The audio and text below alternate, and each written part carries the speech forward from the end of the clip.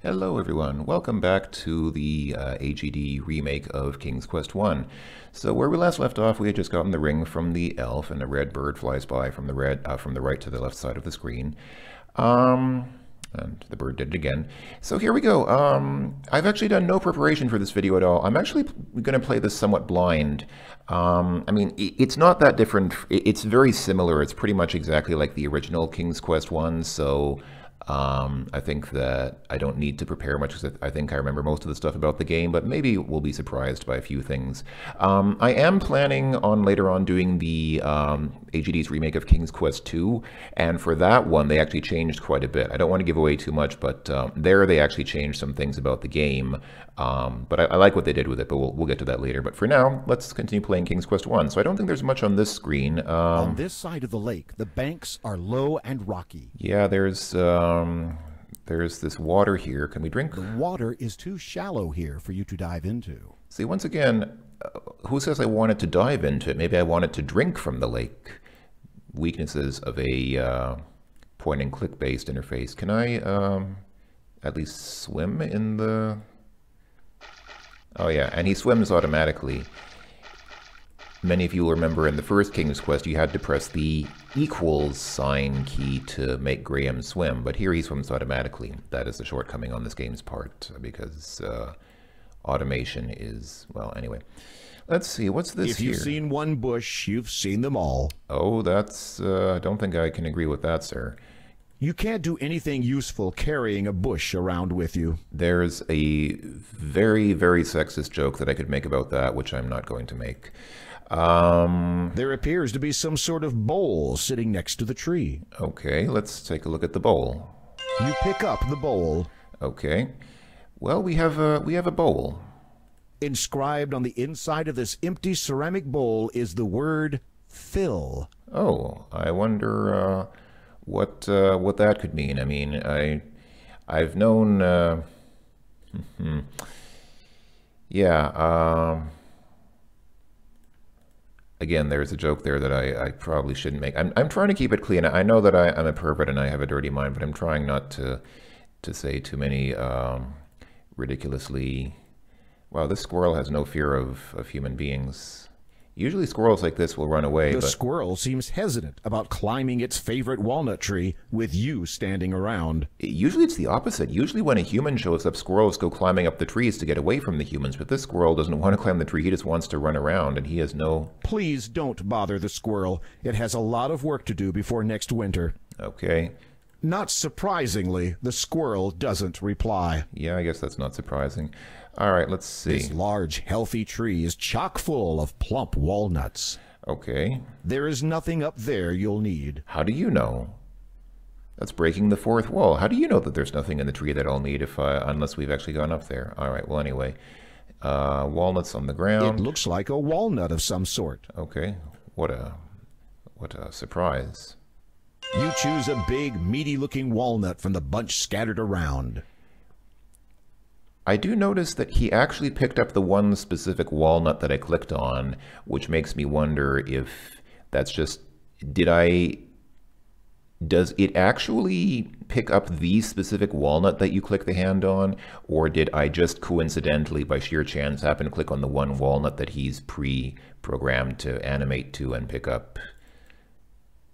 You've already picked the only walnut worth getting, though you may not have realized it.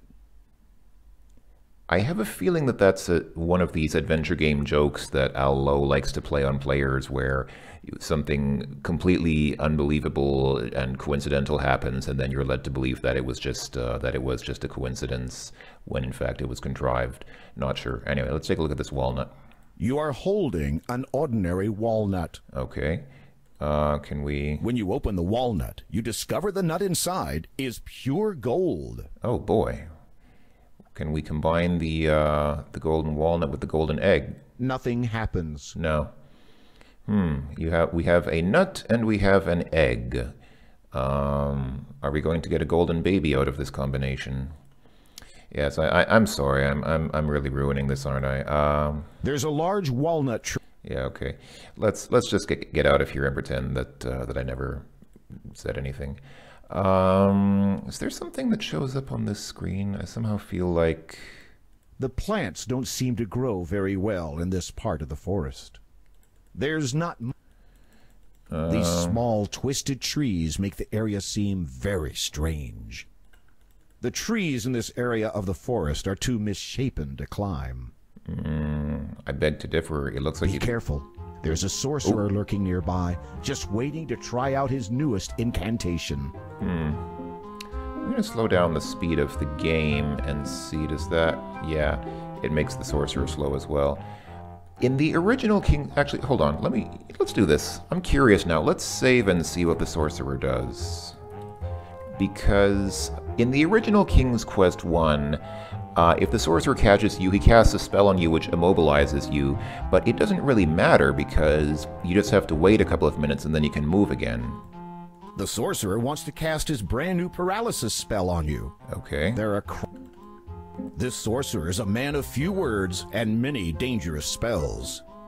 Can we click the hand on him? Unfortunately, there's nothing in Daventry more dangerous than an angry sorcerer. Best to avoid this evil magician than do anything that could cause him to retaliate. I'm going to guess then that trying to use the knife on him has a similar effect.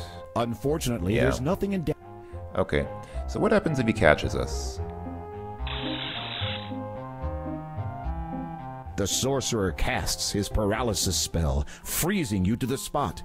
Satisfied with his deviltry, he departs, leaving you at the mercy of the forest creatures. Let's hope there are no dangerous creatures skulking about until the spell wears off. Deviltry. Is deviltry a word? I thought it was devilry.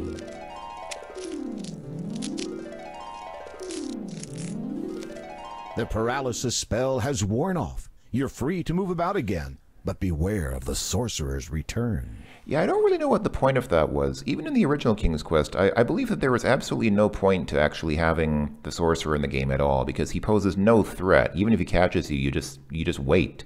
Okay, this went a little faster than in the original game. I think in the original game you had to wait a couple of minutes or something like that. But okay, well anyway, just in case that has some negative consequence that I'm not aware of, I'll try to get away from him. Again, it would be just like a Sierra game for you to suddenly find out later that getting caught by the sorcerer has some terrible effect that you didn't foresee. The river is dangerous and powerful. I don't think that there is any consequence of getting caught by the wizard, but just in case. Alright, not much we can do here. Can I...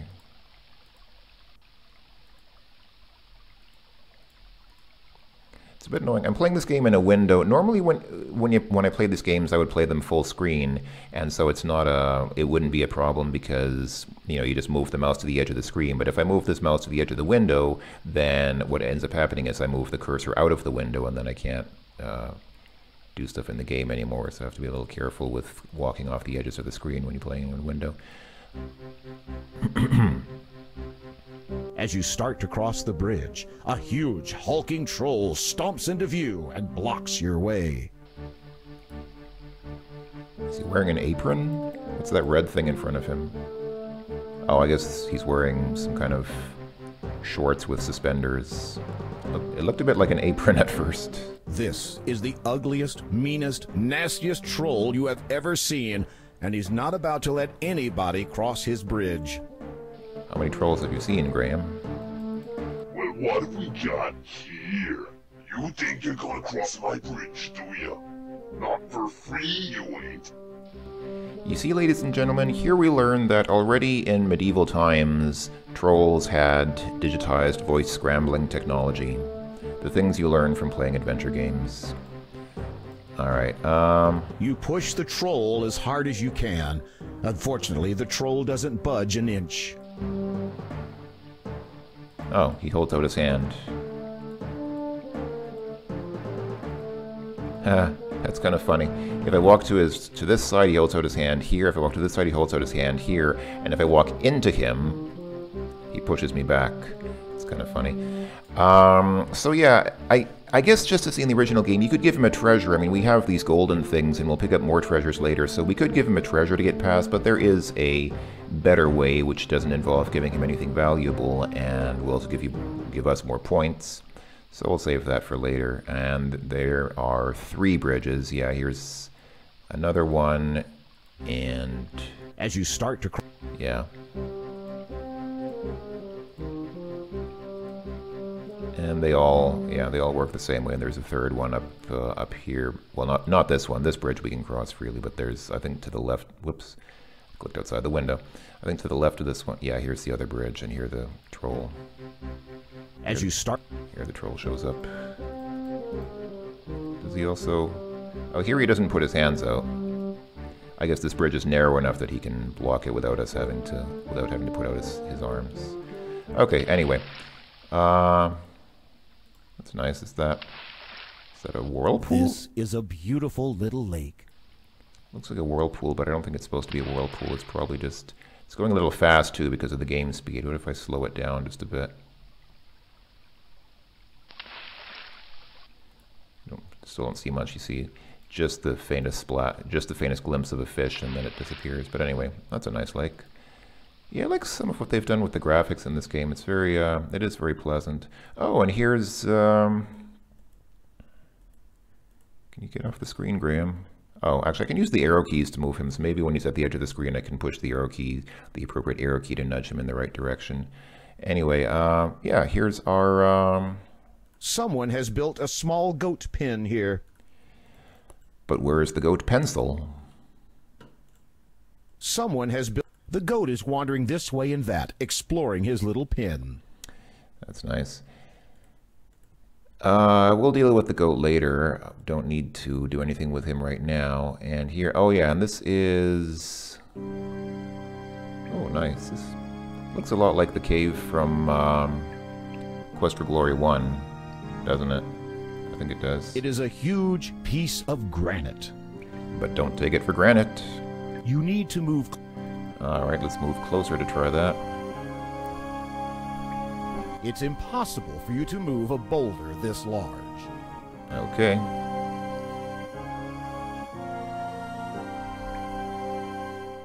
Kind of a shame that some of these musical pieces are only used on one screen like that, because a lot of the music, it's very nice. I'm sure that some considerable work went into composing stuff like that, but you only hear it for a few seconds because you're, well, I guess the track itself probably isn't very long. It's probably not like a 5-minute musical track. It's probably just a loop that lasts only a few seconds. So I guess it works for what it is.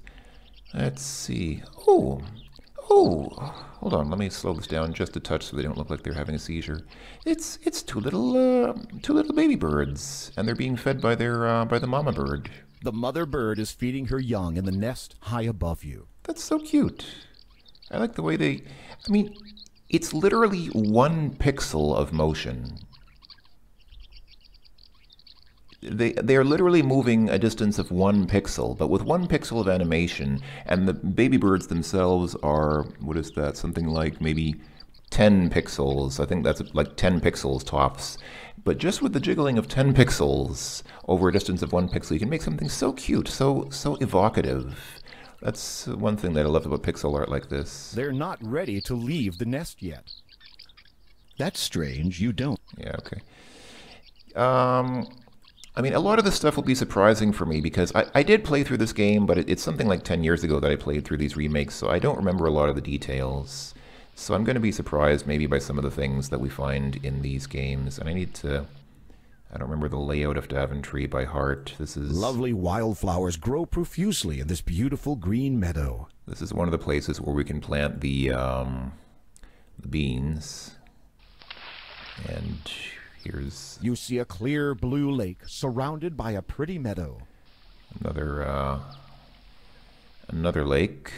Oh, and here's... It was made from rough, hand-hewn logs long ago. Lately, the upkeep has faltered. There are even holes in the roof. An old axe is permanently wedged into the tree stump. Oops. The handle has been broken and repaired. The head shows the signs of many sharpenings. The old axe is tightly wedged in the tree stump. You cannot remove it, no matter what you do. Okay, thanks for letting us know. The woodcutter speaks to you, his voice broken with sorrow. We would welcome you to our home, Sir Knight, but we've had no food for so long. My beautiful wife cannot even rise from her bed. I fear she may die soon. Okay. This is a bit different from the original, because in the original, of course, they were both sitting at a table. Here she's in the bed, and he's sitting on the bed. An old earthenware pitcher sits on the table. You cannot get the pitcher. You don't want to take my pitcher? There is a rickety old cupboard on the wall. Do you want to take my pitcher? Because I won't remember. If there was something of value in there, the woodcutter and his wife would not be starving to death. All right. The woodcutter's most treasured possession, a fine old fiddle, lies on the table. You should not steal from these poor people, Sir Graham. Well, again, limitations of the icon interface. Who says I wanted to steal the violin? Maybe I wanted to play it. Maybe I just wanted to play something on the violin to cheer these people up. Did you think of that game, huh? The woodcutter probably wouldn't like that. The woodcutter wouldn't appreciate that. I like how the message is. I like how... Okay, anyway. The woodcutter, still gazing at his wife's pale face, does not seem to hear you. The woodcutter's poor wife appears to be near death. A large fire burns merrily in the fireplace, providing some warmth in the drafty old cottage. You warm your hands by the crackling fire. Okay. Not much we can do here. Oh, wait, actually... What am I talking about? Not much we can do here. Of course there is. We have that, we have the bowl. Inscribe. Now the question is, how do we fill it? In the original game, of course, once you read the bowl, you fill it by typing in the word fill. Now the question is, how do we fill it? Do we just, like, click the hand on it? To your astonishment, something begins to bubble up from the bottom of the bowl. Within moments, the bowl is filled with a hot, savory stew. See what I mean? In the original game, you had to figure out, okay, it's not really that, it doesn't require that much thinking, but at least you had to think a little bit and think, whoa, do I type in the word fill? But now you just click the hand on the bowl and somehow, well, I guess it's a magic bowl. I guess it's a magic bowl that just automatically fills up when you put your hand on it. This large ceramic bowl is now filled with a savory beef stew. But what if the woodcutter and his wife are vegetarians? Then they'll still starve to death. All right, let's go inside and... The woodcutter... Oh, Sir Knight, you have returned. But I fear that my wife grows weaker still for lack of food. Well, we have a solution for that, Sir Woodcutter. Let's put this to good use. The woodcutter is overwhelmed with joy. Thank you. Thank you, Sir Knight. We shall never forget your kindness and generosity. Please, take my fiddle as a small token of our thanks. I don't mean to be sexist, but I would prefer to see the wife. Just out of curiosity, I'd prefer to see what the wife looks like in one of those close-up portraits, but it looks like we never get to see her. We just see the woodcutter and the wife doesn't say a word. Well, I understand she's weak because she's hungry, but... Well, anyway, okay. The woodcutter... We can take the fiddle. Can I play the fiddle? You play a lively toe-tapping tune on the fiddle. The woodcutter and his wife ignore your fiddling. Perhaps they preferred their own music. Okay. Well, everyone's a critic. All right, I think I'll go ahead and stop here. I was saying at the end of the last video, I'm going to try and return a bit to my roots, because I think people get overwhelmed when there's suddenly like a 30-minute or in excess of 30-minute video up on the channel. So to make it a little bit easier for people to follow along, I'm going to try to make shorter but more frequent videos. You know how they say in health and in nutrition, they say shorter but more frequent meals are a good way to eat? I'm going to try and do the same thing here. Shorter but more frequent videos. I'm going to try to post videos twice a week and keep them to 15 to 20 minutes. So I'll go ahead and save here. Got fiddle. And leave it at that. I'll say thank you for watching, everyone, and yeah, this was a successful replication of certain activities within King's Quest. So in the next video, we will continue questing with the king, or not with the king, but king's questing. And yeah, the adventure continues. Until then, see you folks, take care, and bye-bye for now.